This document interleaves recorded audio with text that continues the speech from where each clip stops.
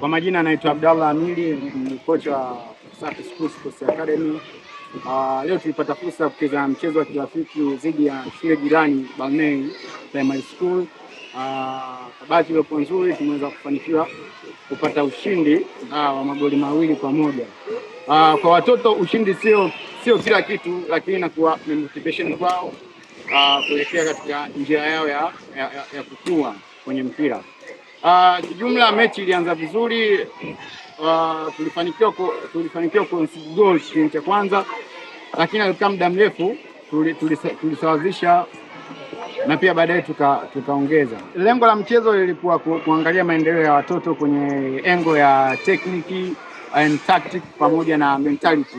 Hapa Safi School tunapokea watoto kuanzia miaka 5 mpaka 14, awe anasoma Safi School au asome Safi School. Yule ambaye anasoma Safi School anaruhusiwa kujiunga na Safi Sports Academy, na yule ambaye asomi Safi School naye pia anaweza kuruhusiwa kujiunga na Safi Sports. Nipende kuwakaribisha katika programu yetu ambayo tunafanya hapa Safi School siku 3 kwa wiki, Jumanne, Alhamisi pamoja na Jumamosi mchana. Waweze kujumuika na watoto wape nafasi ya kuonyesha vile walivyokuwa navyo kwa ajili ya maendeleo yao, maendeleo ya familia na taifa kiujumla. Asante sana.